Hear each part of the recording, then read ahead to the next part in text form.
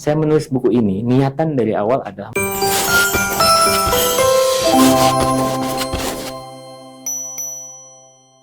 Terus Kang Tasaro, mungkin ini tadi saya sempat search di Wikipedia, Tasaro itu siapa sih?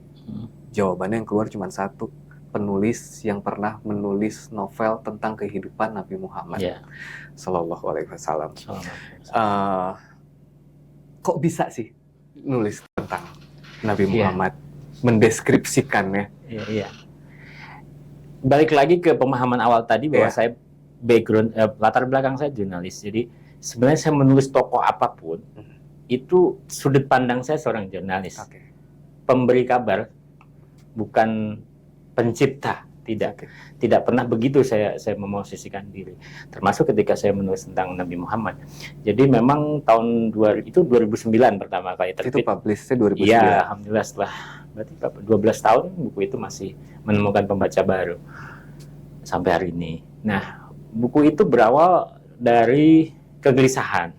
Sama ya, jadi buku itu awalnya muncul dari referensi. Jadi selama 10 tahunan saya mengumpulkan buku-buku tentang Nabi Muhammad gitu. Ya sebagai seorang muslim saja saya ingin tahu. Lama-lama saya pikir memang harus ada formula baru untuk menceritakan sosok real ini gitu. Karena kan muslim itu kadang kita punya apa, saya menyebutnya ini hal sensitif juga nih. Ada keterbatasan dalam mencintai Nabi kita Rasulullah kan, karena kita mungkin tidak ingin lancang atau kita banyak pamali di situ. Gitu. Tapi waktu itu bertepatan dengan ini Islamophobia yang luar biasa. 2009 ada beberapa itu udah mulai Islamophobia. Sebelum itu bahkan. Ya kan mulai zaman teroris ya 2002. Nah itu momentumnya salah satunya ketika pemilihan Miss World, kalau saya tidak benar ya, di Nigeria atau mana gitu, yang reporternya atau hostnya agak lupa saya, menyindir atau ya melecehkan Rasulullah. Nah itu kemudian memicu serangan balasan yang hanya ada korban jiwa. Selain itu juga ada karikatur. Waktu itu karikatur yang berkali-kali itu juga yang kemudian dampaknya adalah aksi balasan juga. Betul. Nah saya berpikir, ya karena saya baca Sirah Nabawiyah beberapa versi sehingga saya cukup, mungkin bukan hafal ya, saya bisa mengetahui beberapa babak yang sangat menyentuh hati saya. Ya, salah satunya adalah episode Taif ketika Rasulullah dengan agak putus asa sampai untuk mendakwahkan agama ini ke Taif, dan di sana pun ditolak sampai dilempar oleh para budak. Dan saat itu kan Malaikat Jibril menampakkan diri kurang lebih begitu dan menawarkan untuk mengganjar mereka dengan membenturkan 2 gunung kan. Tapi ucapan Rasulullah apa? Kan melarang. Mereka orang-orang yang tidak tahu, kita tidak pernah tahu. Kurang lebih ya, harus dicek lagi hadisnya. Kurang lebih begitu. Kita tidak pernah tahu apakah mereka anak cucunya mungkin nanti menjadi pengikut Islam. Kalau bagi saya itu sudah contoh yang sangat jelas bagaimana kita harus menyikapi orang-orang yang pertama tidak tahu, dan karena ketidaktahuannya mereka membenci Islam, mereka salah paham terhadap Muslim gitu. Ya kita jawab dengan pengetahuan. Kalau saya, tentu kan orang punya reaksinya masing-masing. Saya tidak juga mengadili orang lain dengan berbagai responnya. Respons saya adalah saya harus menuliskannya dalam bentuk yang baru. Bentuk yang baik yang bisa dan lebih mudah diterima untuk kebanyakan orang ya. Saat itu Laskar Pelangi sudah booming. Sejak kapan orang Indonesia cukup peduli hingga membaca buku tentang pendidikan Indonesia? Sebelum Laskar Pelangi.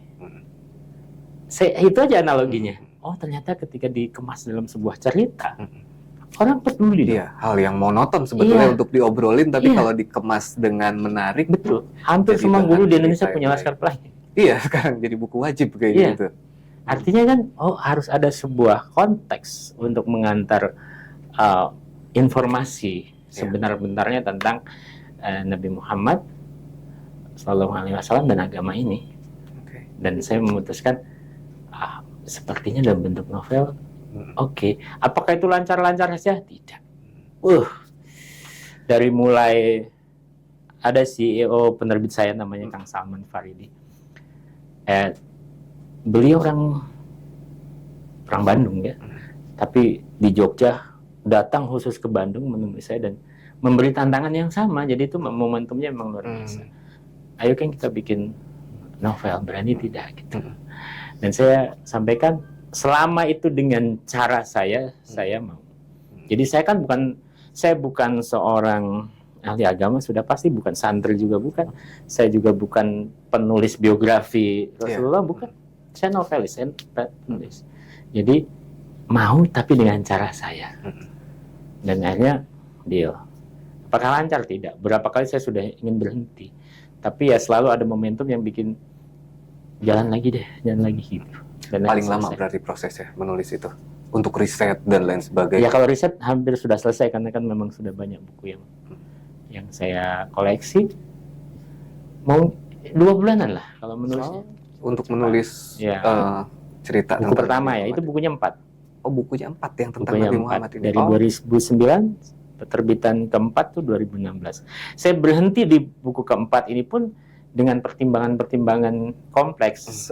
Pembaca buku-buku itu selalu mengatakan, saya Abah ya, kenapa tidak dilanjutkan? Karena kan episode terakhirnya itu setelah Ali bin Abi Thalib syahid ya, meninggal. Karena saya bilang, saya menulis buku ini, niatan dari awal adalah memperkenalkan Rasulullah kepada sebanyak-banyaknya umat manusia, termasuk kepada muslim. Jangan sampai niatan itu justru menjadi kontraproduktif karena saya menceritakan kisah setelah Ali bin Abi Thalib. Kita tahu lah kisah setelah Ali bin Abi Thalib apa? Ali bin Abi Thalib apa? Yang saya menerangkan bagaimana cara pun orang nggak akan percaya. Jangan terima juga ya. Wah, hari ini pun saya cari di Google ada kok tasarruf Syiah itu nomor 1 pernah. Jadi ya untuk apa kalau begitu? Kalau saya menulis ini tidak untuk kontroversi, tidak ingin mencari perhatian, tapi memang benar-benar ingin bercerita tentang Nabi Muhammad. Jadi saya cukupkan sampai kisah akhir perang Siffin, kemudian meninggalnya Ali bin Abi Thalib. Jadi nggak ada sesi terakhir endgame gitu, nggak ada ya? Ya endgame-nya itu. Endgame di situ ya. Lompat ke Nusantara setelah itu. Langsung Islam ke penyebaran Nusantara. di Nusantara. Islam di Nusantara. Nanti salah lagi kan kita bilang Islam Nusantara, salah paham. Islam di Nusantara. Ya. Di Nusantara Indonesia. Oke.